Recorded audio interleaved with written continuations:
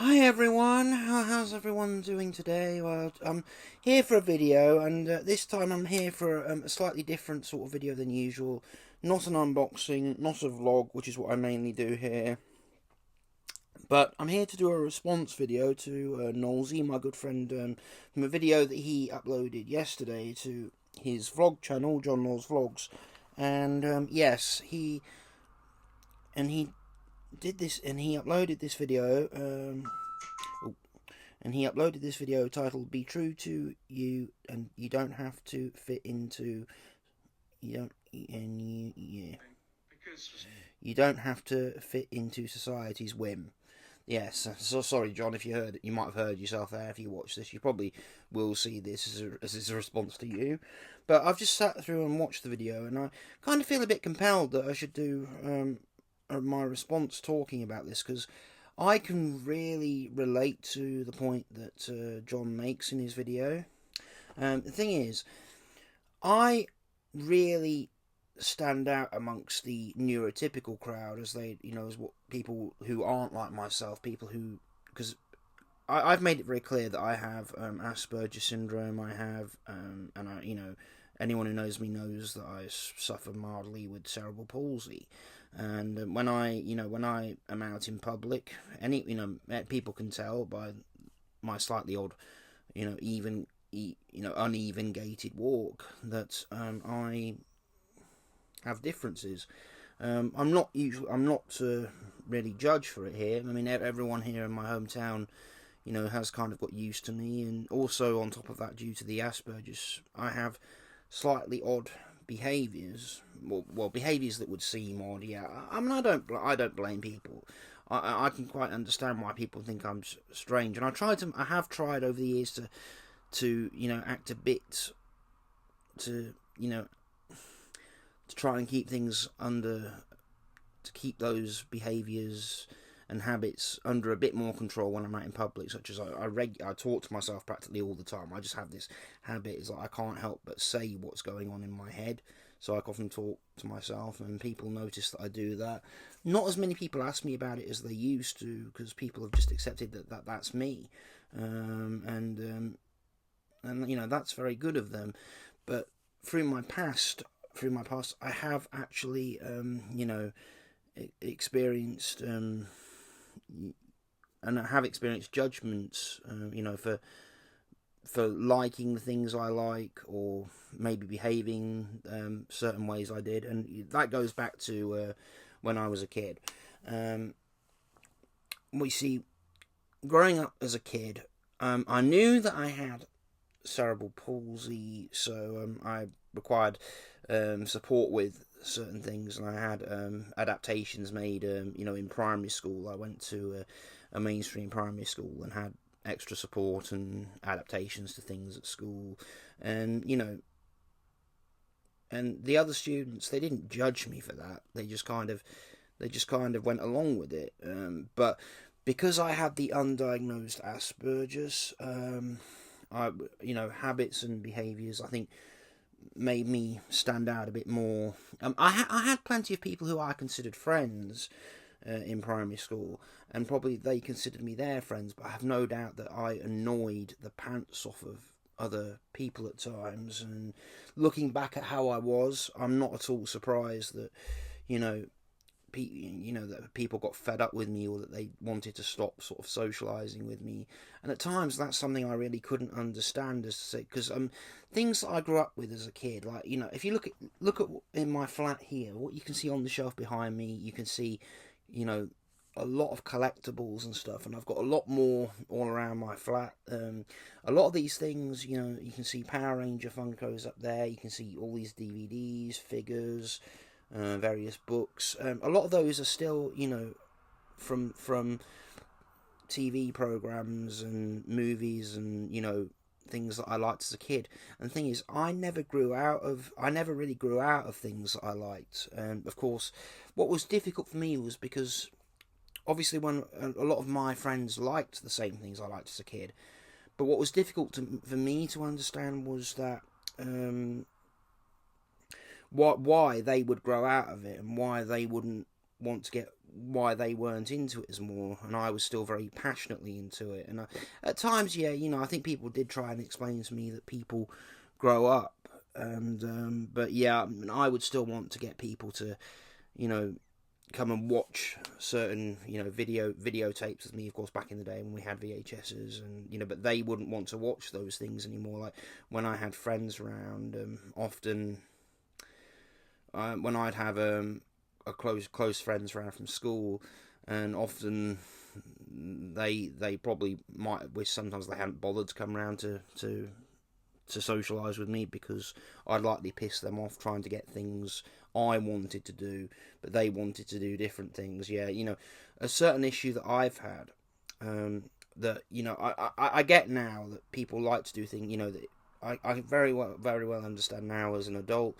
It's a lesson that I've had to learn very much the hard way. So if you want to have friends and you want to be part of a group, you have to meet people halfway, and as well as hoping they'll do things with you want to do, you have to do things that they want to do.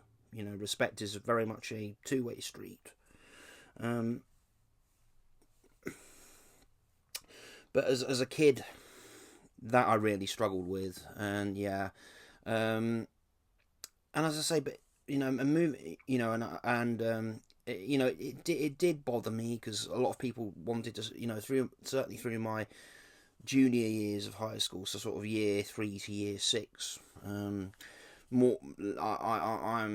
people sort of wanted to play with me, and just generally hang around with me less and less, and for me that was very difficult to accept. And at point, I did often, and at points I know that teachers tried to help me to find ways to to compromise with my friends, my parents, tried explaining to me that you've got to, said to me, you've got to respect their wishes, and you've got to respect their points of view, if you want them to respect yours. And I found that very difficult to understand. So yeah, well, that's really how it was sort of in childhood.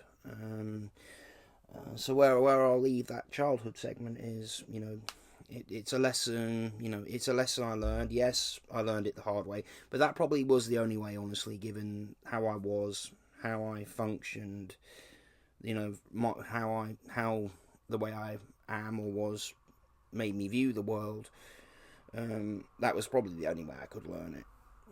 And I know that I did cause a lot of people upset by, some cases not being very nice, reacting, overreacting to not getting my way with people. And certainly something I did a lot.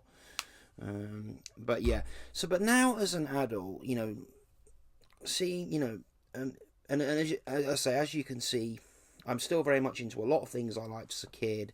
But I'm very comfortable. I am very comfortable sharing who I am. A lot of people, come and talk to me and say, "Oh, we love seeing you here on YouTube." And there are people in my local area who are like me and like what I'm into. So the bigger group of friends that I've made are in kind of the convention circuit, like with TF Nation and other conventions. Of course, TF Nation is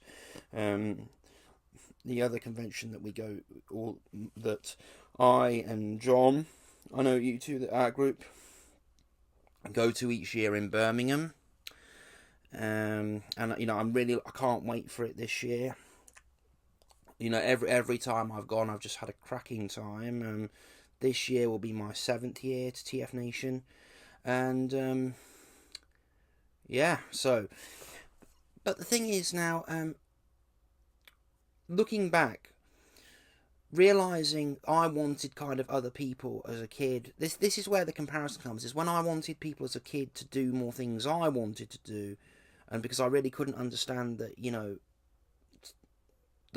what the prospect of being a proper friend was, and being able to make friends is to compromise, and and meet people halfway.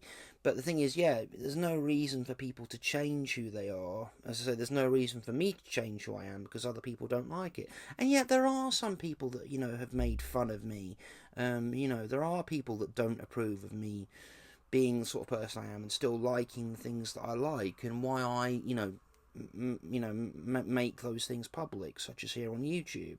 But then again, I found that the amount of people that support me and stand by me and respect me seriously outweigh the people that have a negative view.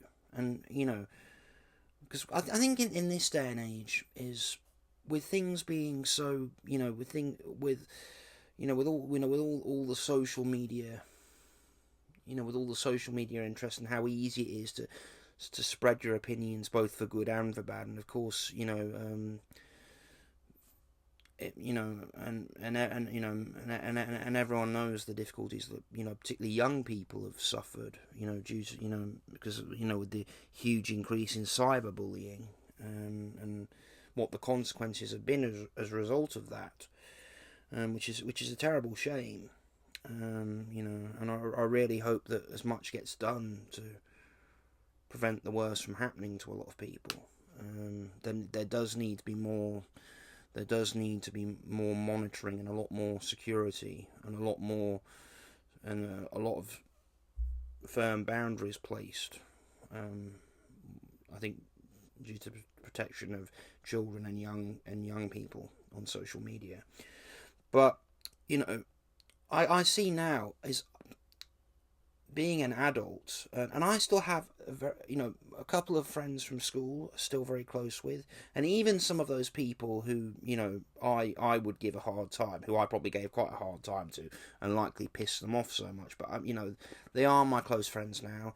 They respect what I'm into. I respect what they're into. They like things I don't like. I like things they don't like. But we get on fine. We don't have to, we accept that. And that is, and I say, don't ever feel pressured to change who you are for the approval of other people. If someone doesn't like the way you are, it's not your fault, it's their fault. If they want to, pick on you, if they want to criticize you because they don't like who you are, and they seem superior to you just from picking on you for it, they're not. If people put people down and pick on people for just for being who they are, then they're a coward. They're a coward for doing that. They're a big coward. And be who you are. Enjoy your lives.